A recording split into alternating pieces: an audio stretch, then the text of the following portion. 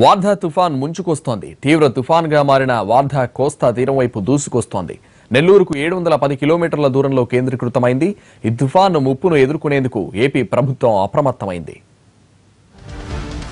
వార్ధా తుపాను ఏపీని వణికిస్తోంది. తుపాను నుంచి పెను తుపానుగా మారిన వార్ధా ప్రభావంతో కోస్తా అంతటా భారీ వర్షాలు పడుతున్నాయి. ఉభయ గోదావరి జిల్లాలతో పాటు దక్షిణ కోస్తాపై ఇది తీవ్ర ప్రభావం చూపుతుంది. ప్రస్తుతం వార్ధా తుపాను నెల్లూరుకు తూర్పు ఆగ్నేయంగా గంటకు 20 కిలోమీటర్ల వేగంతో కదులుతోంది.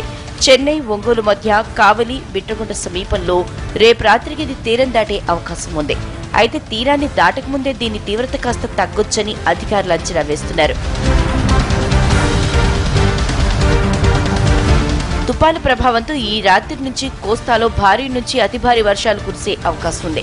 తుపాను తీరాన్ని దాటుతున్నప్పుడు గంటకు 90 నుంచి 100 కిలోమీటర్ల వేగంతో గాలులు వీస్తాయని ఇస్రో తెలిపింది. అయితే హుదూద్ తుపాను కంటే దీని వేగం తక్కువ. మత్స్యకారులను సముద్రంలో చేపల వేటకు వెళ్లొద్దని అధికారులు హెచ్చరించారు. కృష్ణపట్నం, నిజాంపట్నం పోర్టులలో 3వ నెంబర్ ప్రమాద హెచ్చరిక, ఇతర ప్రధాన పోర్టులలో 2వ నెంబర్ ప్రమాద హెచ్చరికల్ని జారీ చేశారు.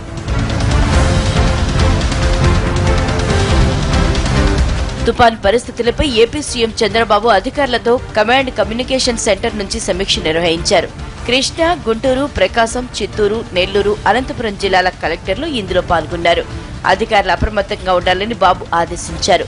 నష్టం జరిగిన గంటల వ్యవధిలోనే పునరుద్ధరణ పనులు చేపట్టాలని సూచించారు.